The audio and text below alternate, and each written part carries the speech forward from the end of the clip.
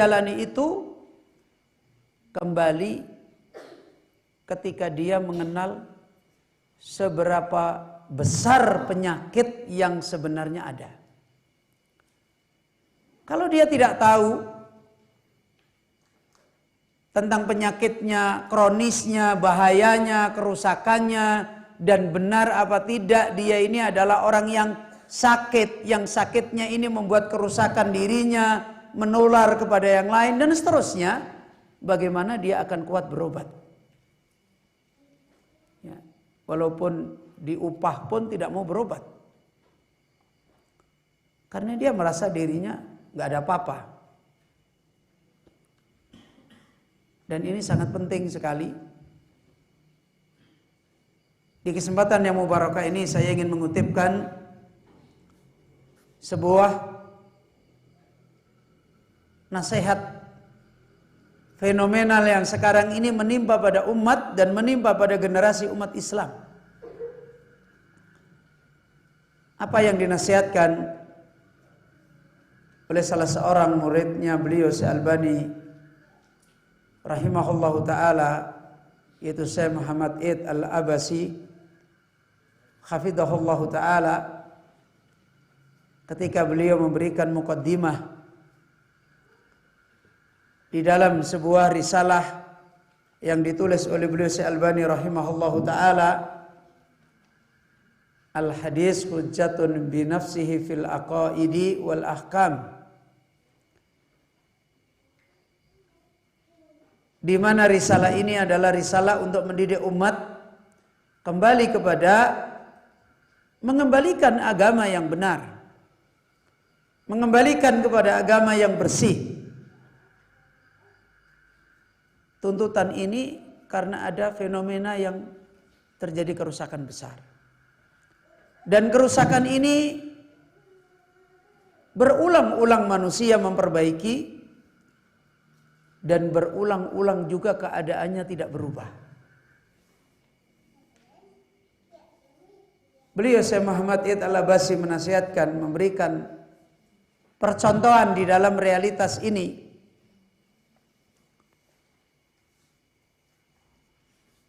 Wa hunaka minas syababil muslim al-mu'mini alladhi fatakha ainaihi alal khayati wa annahum qad raja'u ba'da tuli sayrin wa shiddati nasabin ila maudhi'ihim alladhi kanu qad intalaqu minhu wa ghadaruhu. Kata Syekh Muhammad Id Al-Abasi, di saat badai kekafiran mengamuk di dunia, di saat badai kesyirikan, kemunafikan, kerusakan, dosa-dosa sekarang ini lagi merajai dunia, kata beliau, di sana ada beberapa para pemuda muslim yang beriman, yang dia telah membuka kedua matanya melihat kehidupan yang sesungguhnya, dan dia telah sadar atas panggilannya sebagian dai dan sebagian orang-orang reformis yang mengajak umat untuk bangkit, di mana mereka ini telah menggerakkan pada para pemuda itu kecemburuan, semangat, dan membangkitkan pada para pemuda itu perasaan ketersinggungan agama, dan membangkitkan para pemuda itu jiwa harga diri, sehingga pemuda itu bangkit. Kemudian beliau menasihatkan, wa yukhawilu haula'is sabab.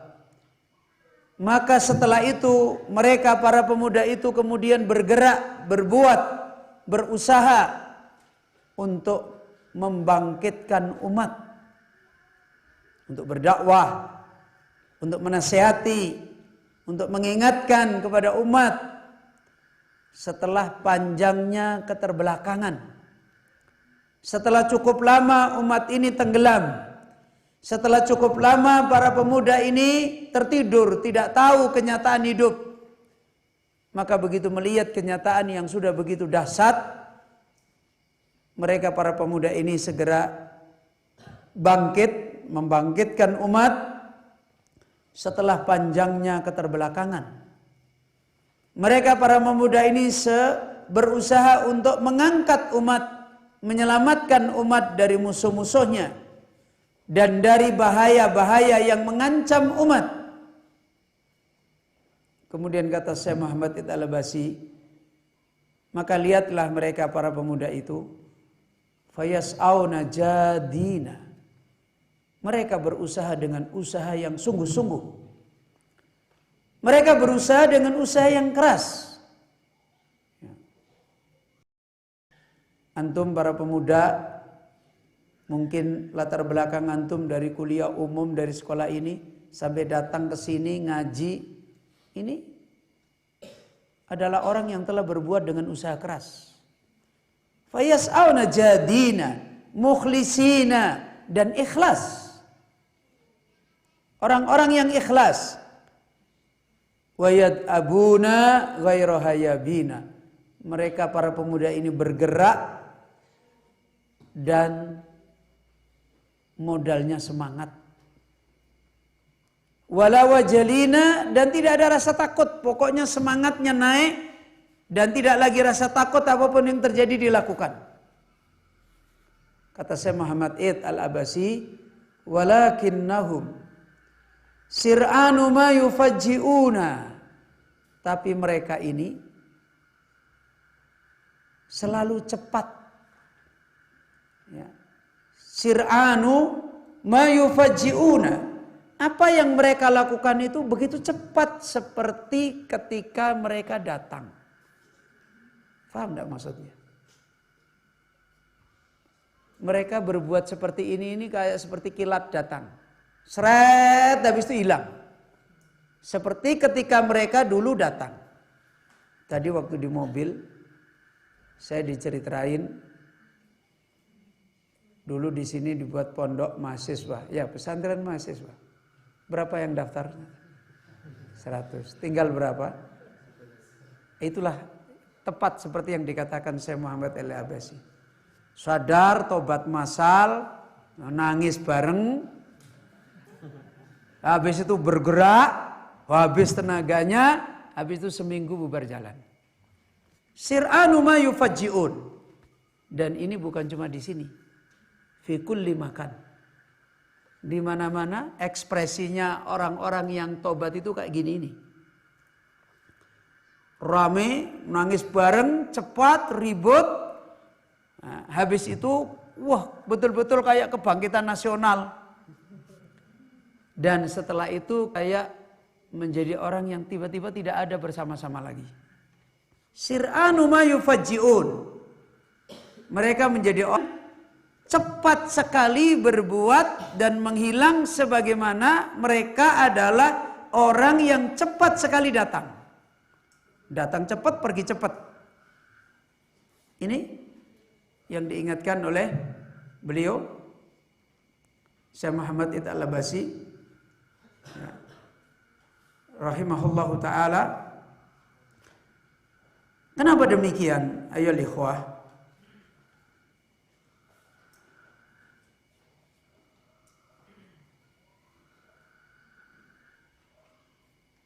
Beliau Syekh Muhammad Al-Abbasi menasihatkan kenapa demikian. Kata beliau, na'am.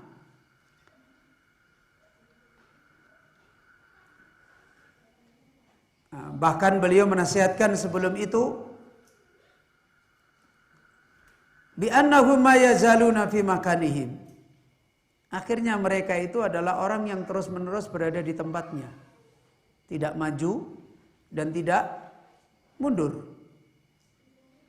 Dan mereka pulang kembali setelah perjalanan yang berat ke tempat awal mula lagi. Mereka menyesal, mereka putus asa, kemudian wa yu'idul karrota. Sebagian mengulangi lagi, ayo kita bangkit lagi. Wa yu'idul karrata, mengulang lagi putaran. Wa yas'a min jadidin akharun. Yang lain yang semangatnya baru muncul, yang frustrasi saja udah pulang kampung. Yang semangatnya baru muncul, mulai lagi dia membangun pergerakan yang baru. Min jadid. Kemudian kata beliau, wa yujarribu haula wa ya'malun. Mereka yang baru ini pun mencoba riset, meneliti, kemudian berbuat lagi.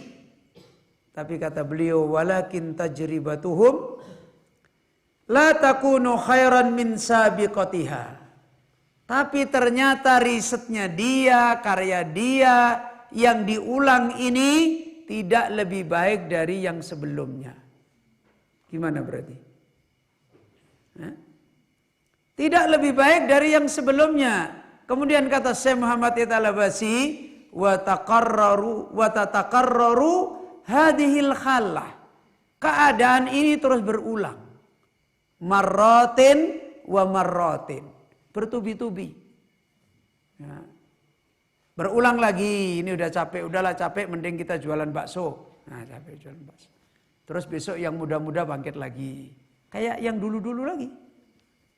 Habis itu mereka nggak ketemu jalannya lagi. Dan ini berulang. Beliau Syekh Muhammad Id menasihatkan semuanya ini. Naam. Hadihi khalatu amati du'ati ilallah fi hadihil azman. Benar.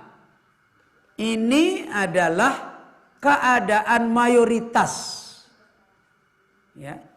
Ini adalah keadaan mayoritas orang-orang yang mereka ini memanggil ke jalan Allah di zaman-zaman sekarang ini.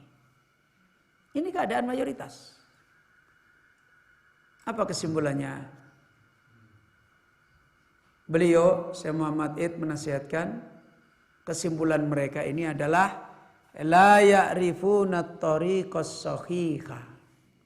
Apa? Mereka ini berjalan tidak mengerti, memahami jalan yang benar. Yaitu tadi. Modalnya semangat yang meledak-ledak. La ya'rifuna at-tariqas sahiha. Pertama, karena tidak tahu jalan yang benar. Yang kedua, wala yahtaduna ilal mahiril khirriti. Dan mereka tidak punya tempat untuk mengambil bimbingan, petunjuk orang yang mahir, yang cerdas di dalam membawa agama Allah ini. Ini persoalannya dua.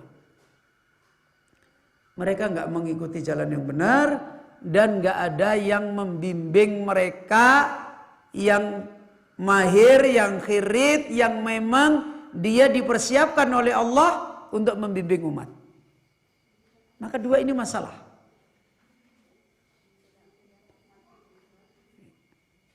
Di mana alladhi yukhlisuhum min khairatihim wa yunkiduhum min matahatihim wa yaj'alu juhudahum tunsabu fi sabilil majdi wa a'maluhum tusrafu fil wajhil mufidi al mardiyyi alladhi yuadi ilal ghayatil matlubati wa yuhaqqiqul hadafal manshuda. Perjalanan urusan ilmu, urusan agama ini perjalanan yang di sana dinasihatkan oleh Nabi SAW, dinasihatkan oleh para ulama, perjalanan yang penuh dengan awaik, penuh dengan penghalang, masalah, fitnah ila yaumil qiyamah. Karena itu, ketika orang yang berjalan ini tidak punya thariqun sahih, yang kedua, tidak punya apa? Al-mahir, al-khirrit, yang terus mengawal dia, membimbing dia, menempatkan usaha-usahanya pada tempat-tempat yang membawa keluhuran, mengarahkan karya-karyanya supaya tepat pada sasaran yang memberi faidah, yang bisa diridhoi oleh Allah Azza wa Jalla, dan akhirnya mendatangkan tujuan yang mau dicapai, yaitu an-najah. Ini apa yang dibicarakan oleh ulama kita di zaman ini, sehingga apa yang sering didengung-dengungkan orang dengan istilah, mohon maaf, kebangkitan Islam. Saya itu waktu masih muda, seperti antum semua, itu dulu itu juga telinga saya penuh.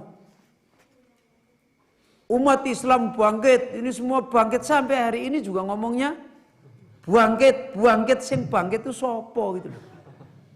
Orangnya juga masih pada ngorok, pada ribut, pada berantem. Ya. Apanya yang bangkit? Didatangin malaikat sudah ada yang pernah? Loh, sudah ada yang pernah didatangin malaikat belum? Didatangi untuk mau ditolong itu ada. Dulu sahabat Nabi itu sering didatangin malaikat mau ditolong. Kita ini hanya teriak-teriak terus, kalau bahasa anak muda sekarang kepedean. Ya. Terlalu pede.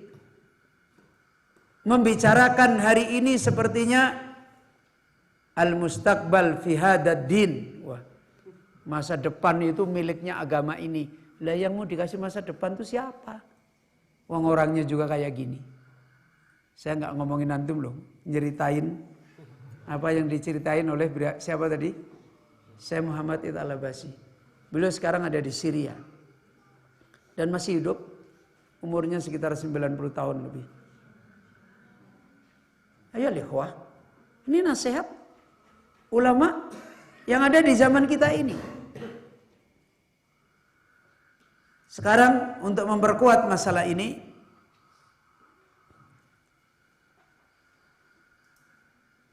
kita kembali mengambil faedah apa yang dinasihatkan oleh ulama mutaqaddimin, oleh para ulama-ulama kita yang terdahulu.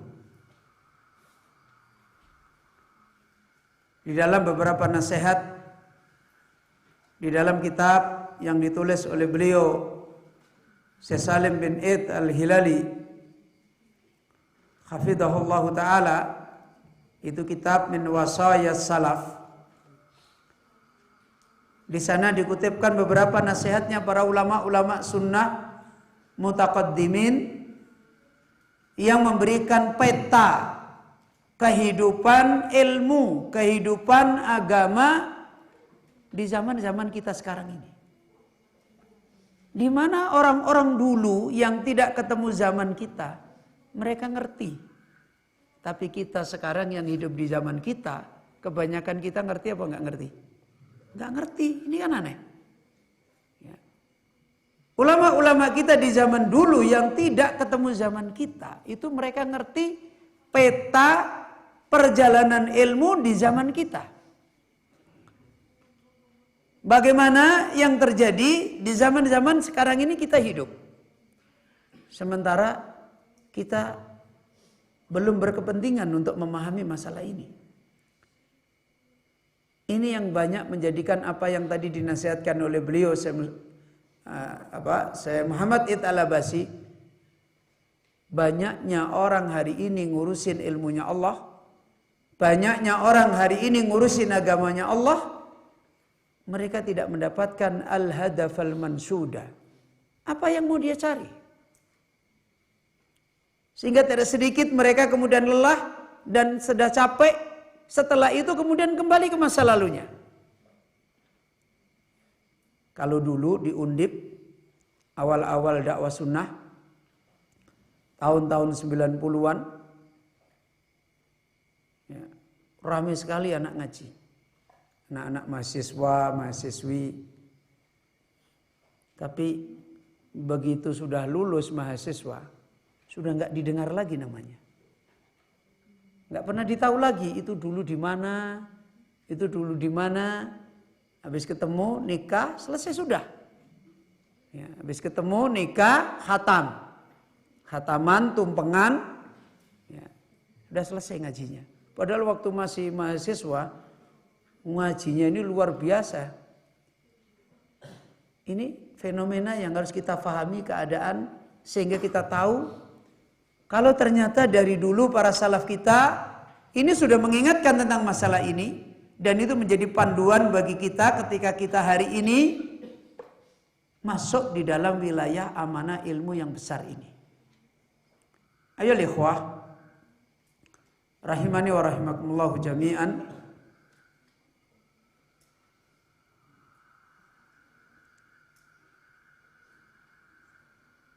Ali bin Abi Thalib radhiyallahu an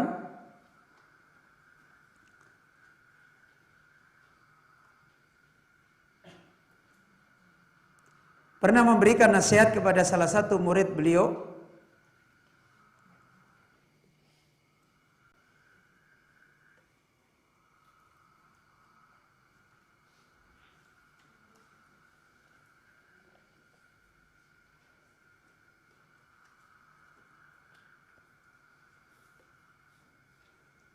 yaitu Kumail ibnu Ziyad. Beliau mengingatkan kepada Kumail ibnu Ziyad, dan ketika itu Ali bin Abi Thalib membawa Kumail bin Ziyad. Kata Kumail bin Ziyad, fa akhrajani ila nakhiyatil Jabban.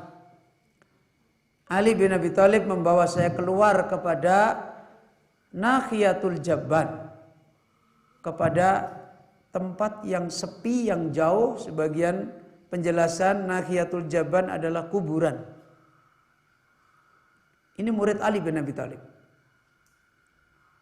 Apa yang pertama kali yang dikuatkan Ali bin Abi Thalib kepada muridnya? Menyiapkan pribadi pembawa ilmu yang kuat.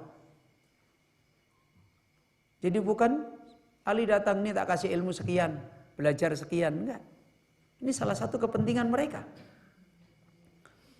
Ali bin Abi Thalib mengatakan kepada Kumail bin Ziyad, ya Kumail, al-qulubu aw'iyatun, fa khairuha aw'aha, ikhfat ma aqulu lak. Kata Ali bin Abi Thalib, wahai Kumail, sesungguhnya hati itu adalah awiyah, seperti bejana, tempat. Kadang-kala orang itu sibuk ngurusin ilmu kesana kemari, tapi nggak menata dia ini orang yang akan bisa diberikan oleh Allah tempatnya ilmu apa tidak. Dan dulu mutaqaddimin kita itu mereka benar-benar menyiapkan jalan ilmu yang selamat kepada murid-muridnya. Makanya Ali di sini menasihatkan kepada Kumail bin Ziyad, diingatkan tentang wilayah ilmu. Hati manusia. Sesungguhnya hati manusia itu seperti bejana. Ya, awiyah. Fa khairuha aw'aha. Paling baiknya hati manusia adalah yang paling bisa menjadi tempatnya ilmu. Bisa menjadi bejananya ilmu.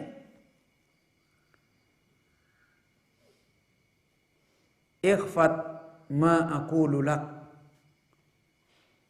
Maka jagalah apa yang aku katakan pada kalian.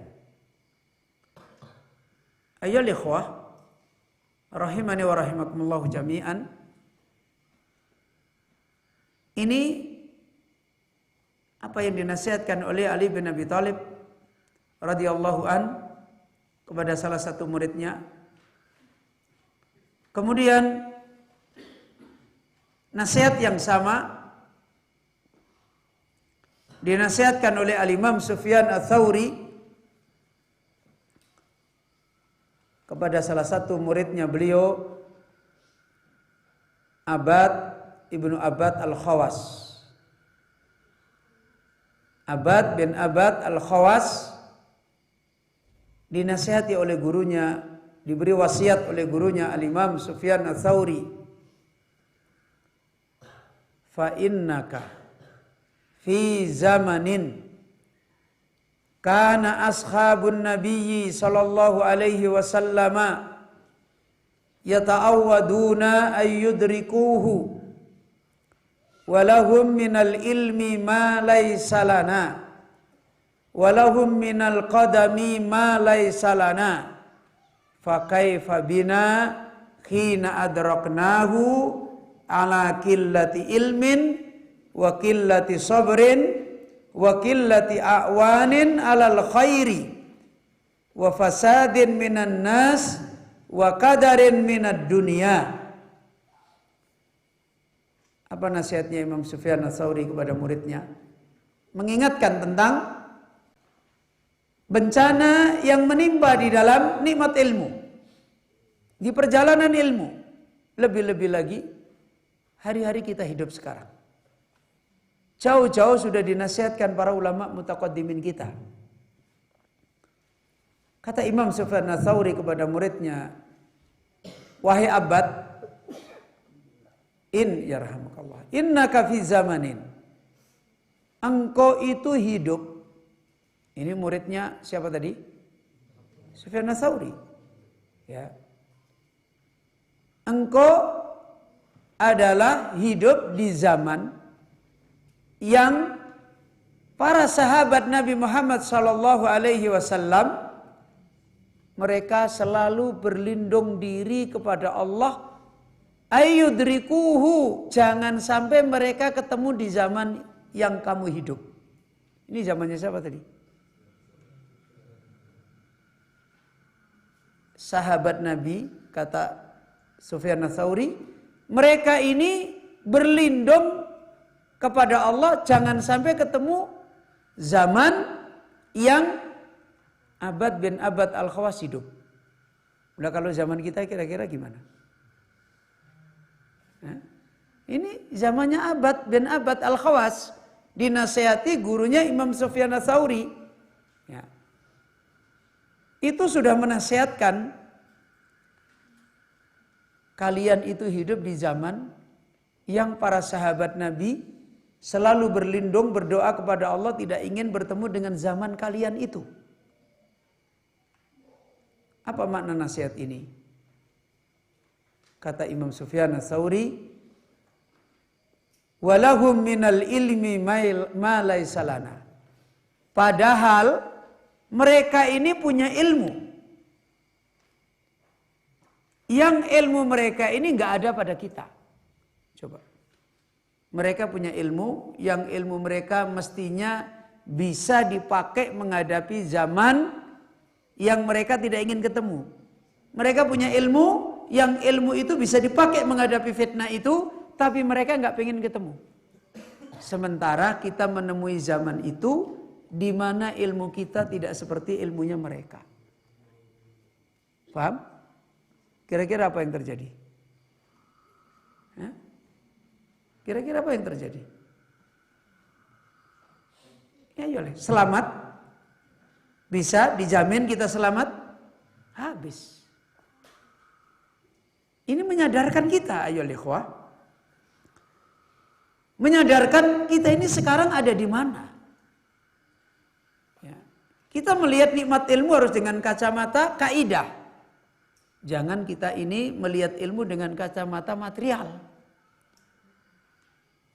Oh sekarang yang ngaji banyak, bukan itu ukurannya. Oh kita ini sekarang sudah punya yayasan resmi Ahlussunnah Indonesia Raya, bukan itu urusannya.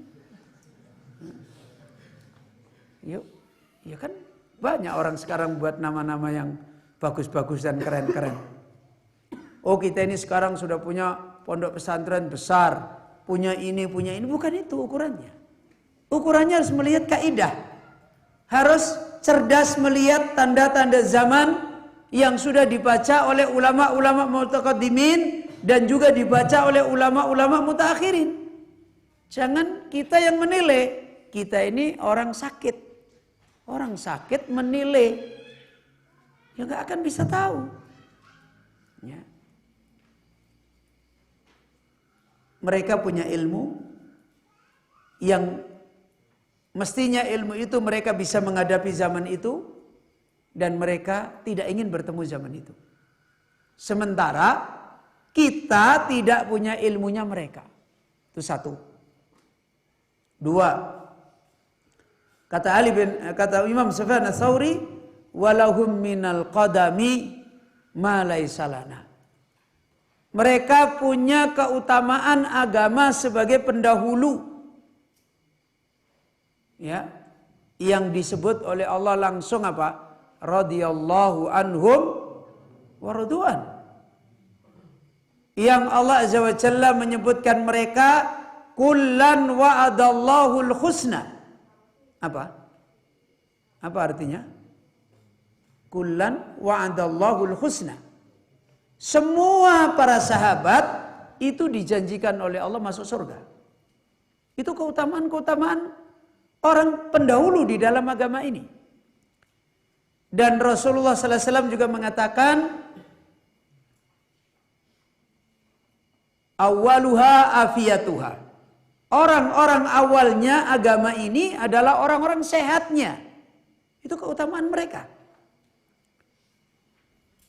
Mereka punya keutamaan agama seperti ini, dijamin masuk surga dan seterusnya sebagai pendahulu. Yang kita tidak punya keutamaan itu. Kita nggak punya. Nggak ada satupun dalil menerangkan bahwasanya Ahlussunnah di Indonesia Raya dijamin masuk surga. Nggak ada dalil begitu. Ya. Nggak ada satupun dalil. Mereka punya. Ya. Kemudian yang ketiga, maka dinasihatkan oleh beliau, fakaifa bina, terus bagaimana sikap kita? Khina adraknahu, ketika kita mendapati zaman yang mereka tidak ingin bertemu zaman itu, padahal kita ini qillati ilmin. Apa artinya? Kita punya ilmu sedikit. Ya. Mungkin kalau antum dibilang ilmunya sedikit, seperti tadi saya tanya, di sini sudah ngaji apa? Ini sini sudah ngaji kitab Qawaidul Arba, salah satu usul. Sudah ngaji kitab Manhajus Salikin, sudah Qawaidul Fiqhiyah. Kira-kira kalau saya bilangin ilmunya sedikit mungkin gimana ini? Kita udah ngaji kitab-kitab gede loh Ustaz.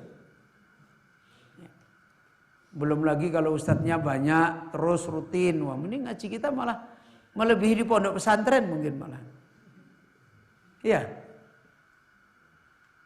Apa yang dimaksud orang ilmunya banyak dan sedikit itu?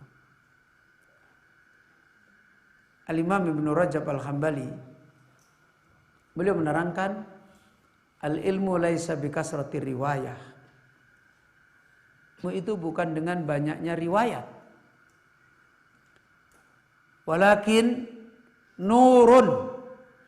Ilmu itu adalah cahaya yang Allah anugerahkan, yuqdafu fil qalbi, yang Allah berikan di hati seorang hamba, yufarriqu bainal haq wal batil. Dengannya hamba itu bisa membedakan mana hak mana batil. Abu Bakar dengan Abu Hurairah, mana lebih banyak riwayatnya? Mana yang lebih banyak meriwayatkan hadis Nabi sallallahu alaihi wasallam? Abu Hurairah. Mana yang bisa membedakan kebenaran dan kebatilan? Di hari fitnah besar, siapa yang bisa membedakan kebenaran dan kebatilan?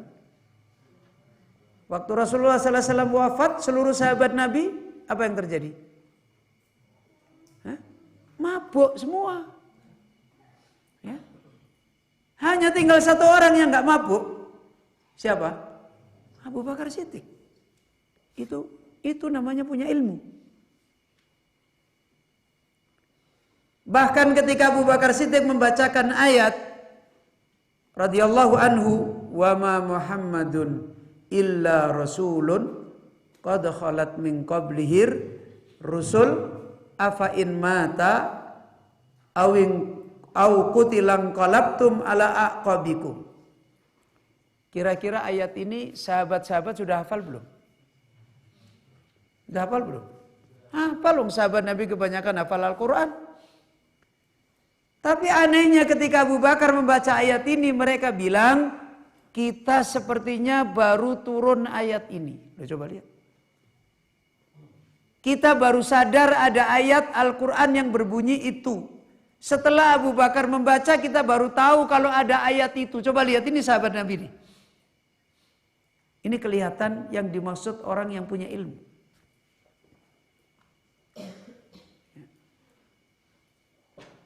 Sebagaimana ketika Ali bin Abi Thalib menerangkan orang yang tidak punya ilmu, namanya hamajun ri'a.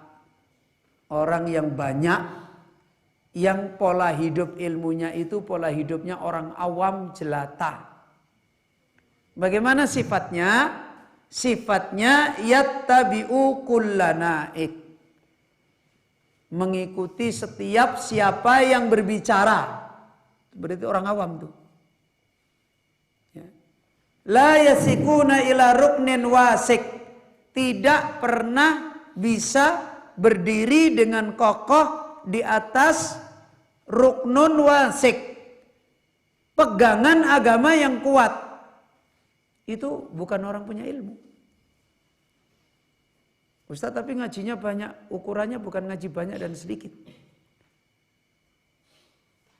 Ayo al-ikhwah rahimani wa rahimakumullah. Maka tadi, gimana kita menghadapi hidup di satu zaman ala qillati ilmin, di mana kita ini ilmu kita mayoritas qillah.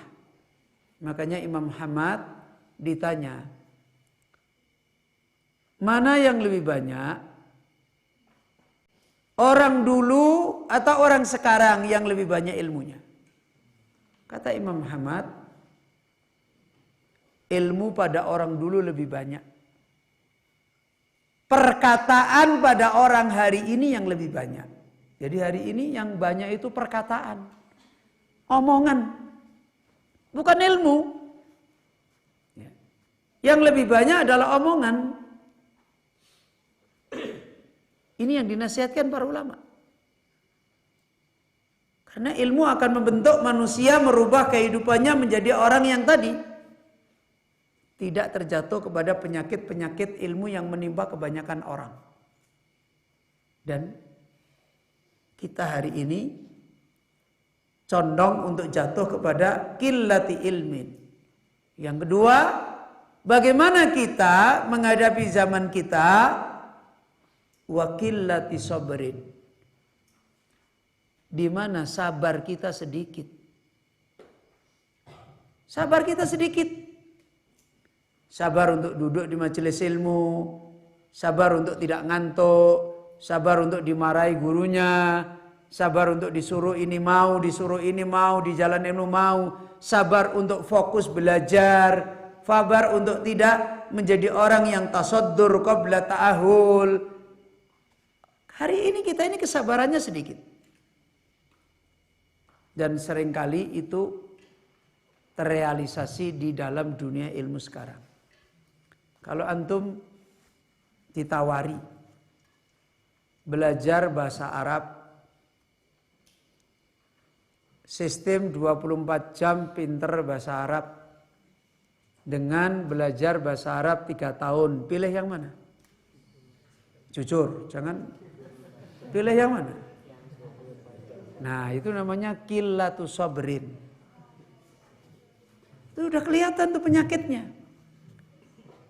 Qillatu sabrin, dididik untuk menjadi orang yang menyebarkan agama Allah.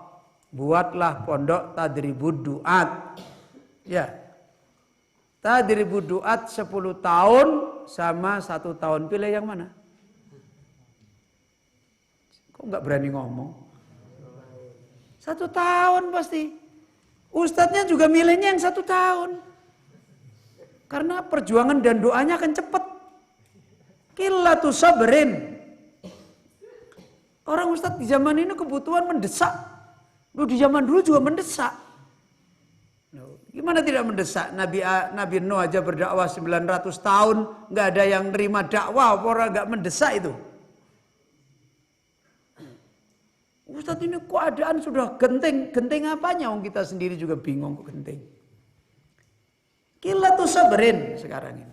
Orang kalau mondok, saya kalau di WA, Ustadz saya mau tanya ini, di pondok antum tuh selesainya berapa tahun? Loh, yang ditanya itu selesainya berapa tahun? Kalau ada orang daftar itu, di situ berapa tahun Ustadz? Jadi yang ditanya itu berapa tahun? Padahal kalau dulu saya waktu mondok dibilangin orang tua, kamu jangan pergi dari kiai itu kecuali sampai ilmunya habis.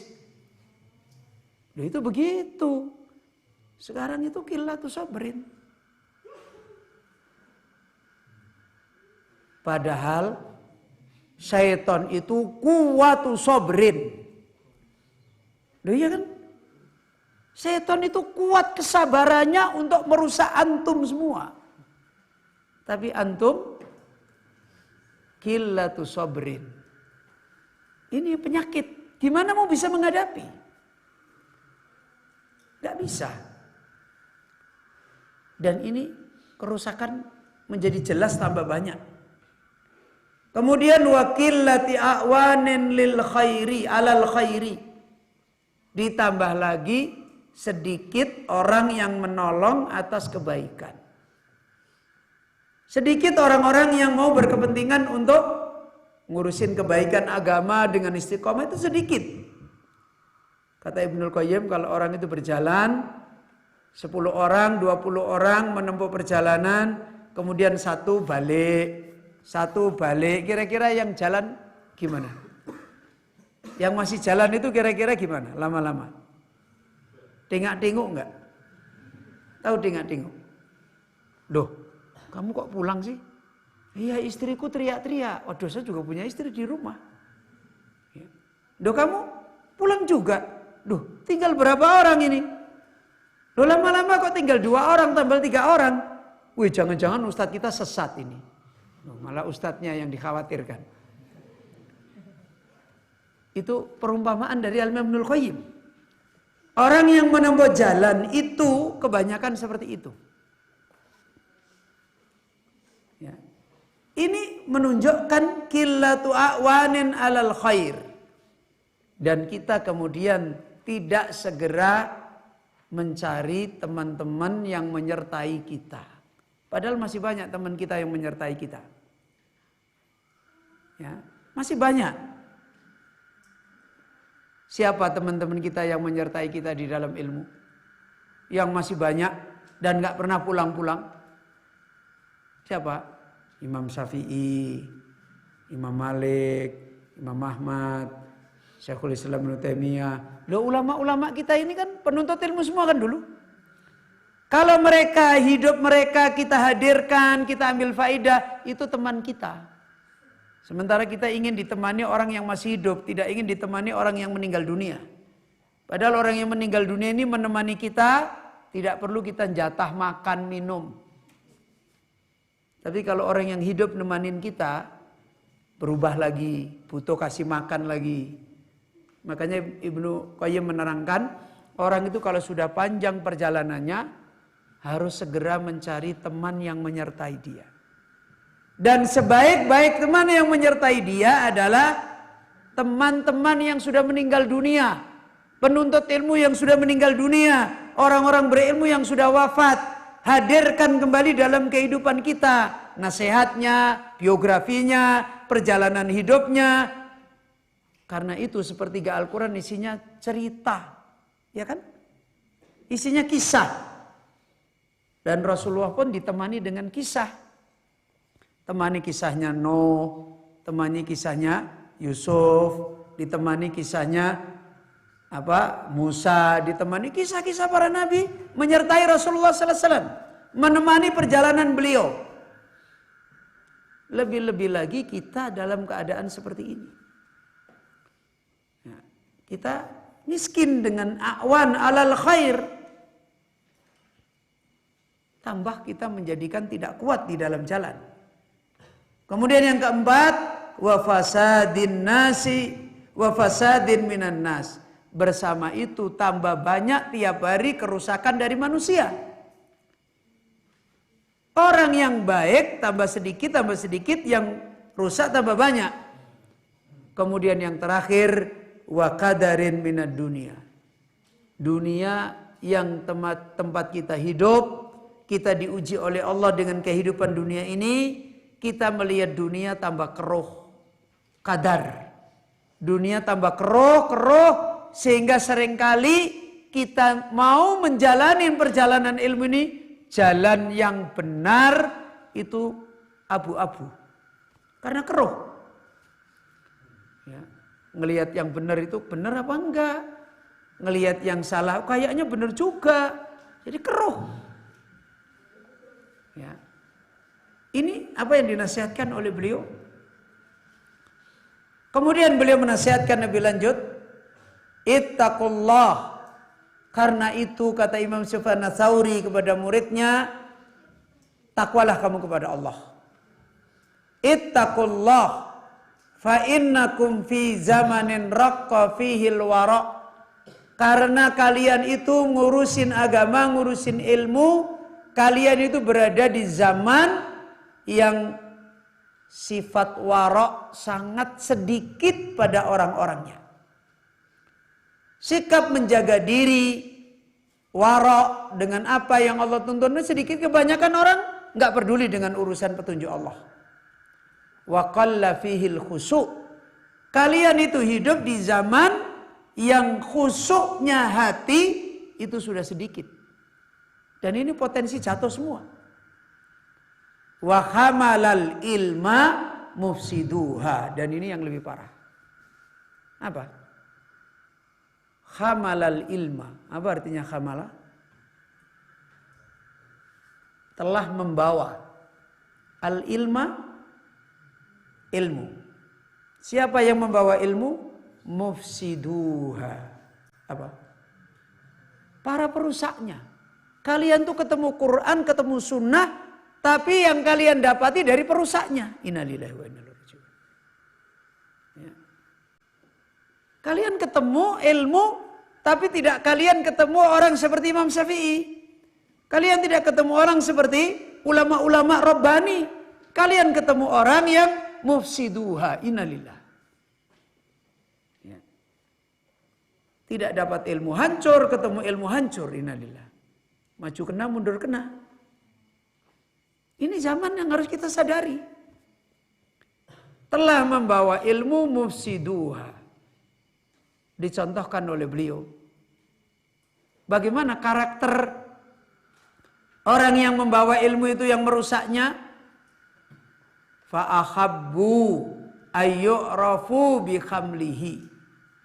Pertama disebutkan Imam Sufyan Ats-Tsauri, mereka ini orang-orang yang cinta kalau mereka dikenal sebagai pembawa ilmu. Faham? Kalau orang yang membawa ilmu, dia ingin diposisikan sebagai pembawa ilmu, kata Imam Syafi'i, itulah perusak ilmu. Ya. Hari ini orang rebutan ilmu atau rebutan merek? Rebutan merek. Ya. Para nabi-nabi dulu dicaci maki kaumnya enggak? Terus para nabi-nabi dulu pergi ke kantor Komnas HAM enggak? Membela diri? Enggak ada. Mereka juga enggak bingung, aku nabi kok dijelek-jelekin orang? Enggak sibuk. Sekarang ini kalau kita ini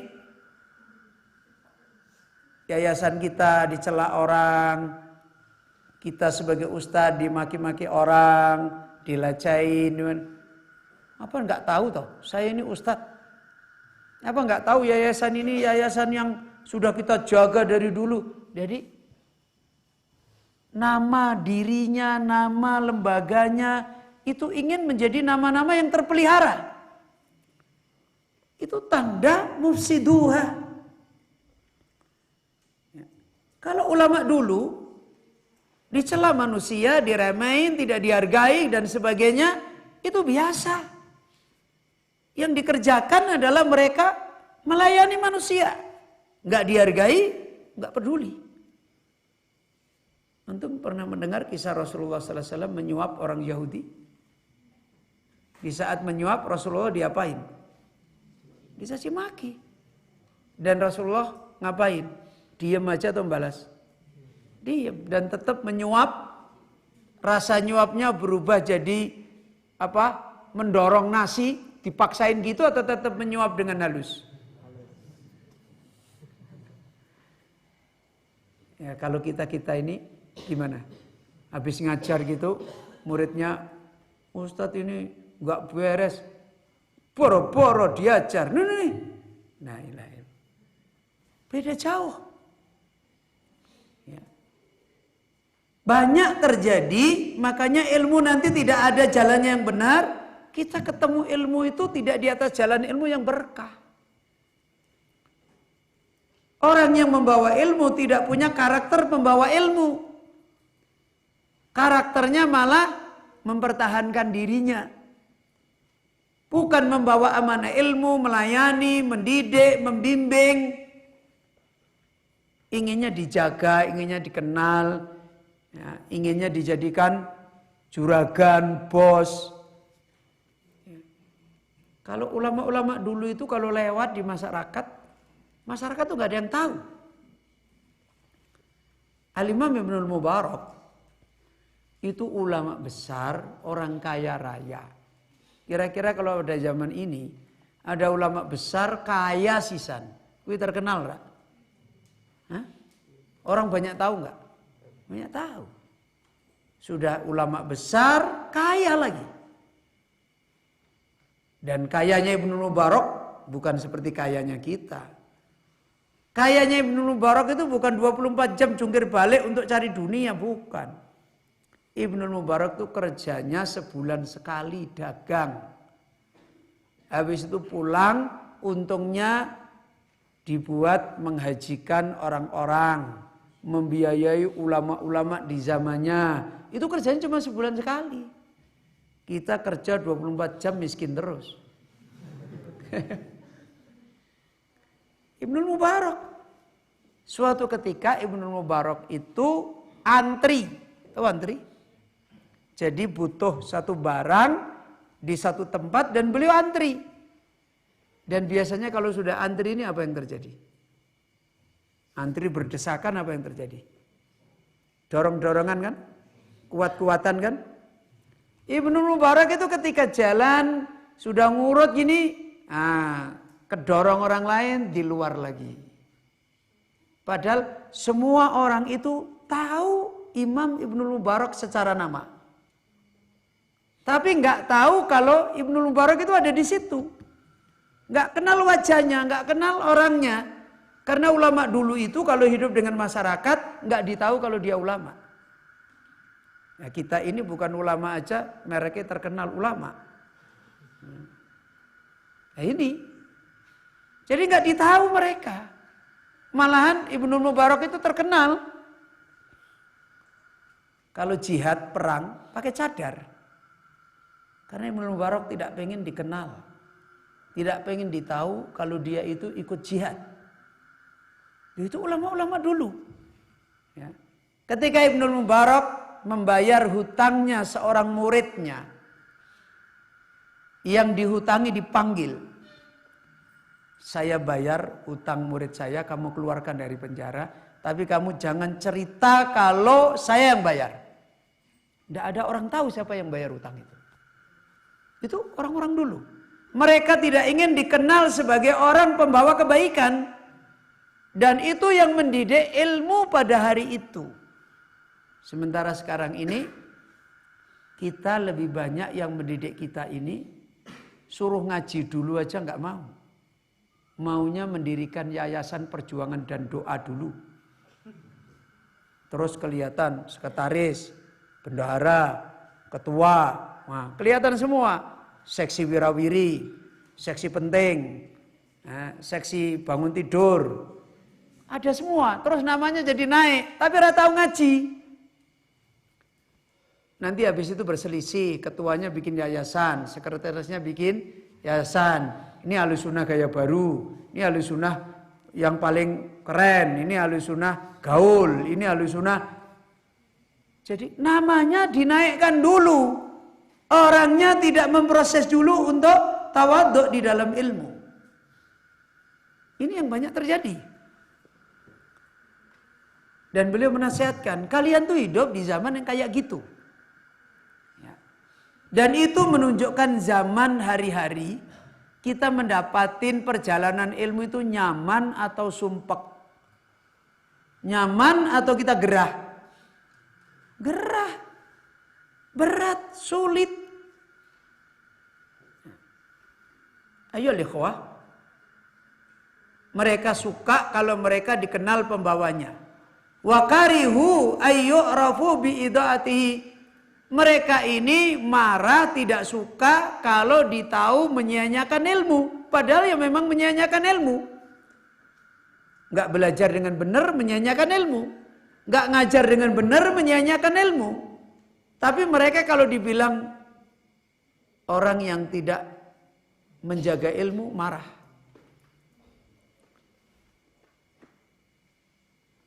Fanataku fihi bil hawa. Kalau dia berbicara dengan ilmu, bicaranya sesuai dengan kepentingan. Bukan sesuai dengan amanah ilmu. Kemudian waharraful kalima amma taraku minal haq. Mereka gampang sekali berubah-ubah tentang omongannya. Maka kata Imam Sufyan Ats-Tsauri, fadunubuhum dunubun la yustaghfar. Dosa-dosanya mereka ini dosa yang sulit diampuni. Ini kita hidup di zaman seperti ini. Ayo ikhwah. Maka dari sini, dari beberapa nasihat ini, kita mendapatkan faedah bagaimana sebenarnya kita ini hidup di dalam perjalanan ilmu yang dari dulu sudah dinasihatkan oleh para ulama mutaqaddimin. Dan kenyataannya seperti yang diterangkan oleh beliau Syekh Muhammad Id Al-Abasi. Di hari ini perjalanan ilmu jauh dari apa yang diharapkan oleh amanah ilmu itu sendiri. Kalau hari ini orang ditanya, sudah punya kehidupan ilmu yang membawa ladatnya ilmu, manisnya ilmu, kita pun bingung dengan pertanyaan itu. Bagaimana ilmu kok ada ladahnya? Ya. Kita pun bingung. Dulu muridnya Imam Malik habis nikah 3 bulan, istrinya lagi hamil muda, dia sudah gerah. Sudah gerah. Gerah, tidak sabar, terus-terusan hidup bersama istrinya. Jadi istrinya lagi hamil muda sekitar 2 bulan 3 bulan. Dia habis menikah. Dia panggil istrinya. Saya minta maaf, saya panggil. Saya sudah enggak kuat. Enggak kuat apa? Saya sudah enggak kuat berpisah dengan majelisnya Imam Malik. Lo coba. Kalau hari ini kira-kira gimana ini? Saya sudah enggak kuat berpisah dengan istri saya yang lagi hamil muda, baru cantik-cantiknya, dulunya jelek, begitu hamil jadi cantik. Ya. Sudah enggak kuat, izinnya berkali-kali, bertubi-tubi izin. Ya. Loh, kenapa kok begitu? Karena di zaman dulu orang nuntut ilmu itu lezat, manis, nikmat, mengalahkan kelezatan-kelezatan dunia. Dan hari ini kalau kita ditanya, pernah merasakan ladatul ilmi? Kita aja bingung, boro-boro saya tahu ladatul ilmi. Saya sudah mau ngaji itu sudah alhamdulillah. Apalagi sampai merasakan ladatul ilm. Malah seringkali saya digoda. Daripada kamu capek-capek mendingan jadi orang awam, wis nggak apa-apa, nggak, buktinya jadi orang awam juga rasanya nasi juga nggak berubah. Ya. Buktinya jadi orang awam kalau mandi airnya juga tetap segar, tidak kemudian air berubah jadi racun juga enggak. Wah, ini godaannya banyak. Orang dulu itu merasakan ladatnya ilmu. Nah, hari ini dengan kondisi fitnah, dengan keadaan zaman seperti ini, ilmu menjadi sesuatu yang tersia-sia. Padahal ayolah ikhwah, hakikat yang diingatkan oleh Allah, diingatkan Al-Quran, ilmu itu roh, ilmu itu nur. Dan setiap manusia butuh roh dan butuh apa? Nur. Setiap manusia itu butuh roh, nggak ada roh mati, nggak ada nur gelap. Karena itu berapa banyak manusia hidup tapi hakikatnya mati. Karya-karyanya karya-karya mati. Beda dengan orang-orang yang sudah meninggal dunia. Jasadnya sudah meninggal, karyanya masih hidup. Karyanya Imam Syafi'i masih hidup enggak? Masih. Karyanya Imam Malik masih hidup enggak? Masih. Karyanya Syekhul Islam masih hidup enggak? Masih. Orang masih mengambil manfaat.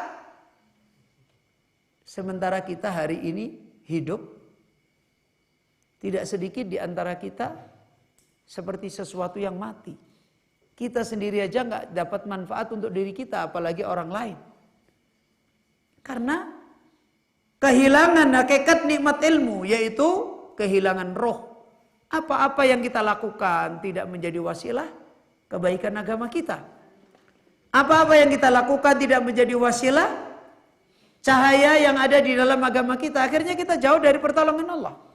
Dan fenomena kerusakan-kerusakan agama cepat sekali muncul. Karena nggak ada roh, karena nggak ada nur. Semangat nggak bisa menyelesaikan. Betapa banyak orang semangat ngaji sunnah, oh bagus ini kita ngaji. Habis ngaji rame-rame, iya ya. Tapi kalau kita ngaji sunnah, kan kita juga harus memikirkan masa depan. Oh iya, kalau begitu kita bikin PT maju mundur. Ini masukkan saham, ini masukkan saham, ini masukkan wah ini masa depan sunnah ini jadi terbimbing ini. Karena kita punya usaha besar, ini sahamnya besar, sahamnya besar. Pada 1 bulan sahamnya hilang.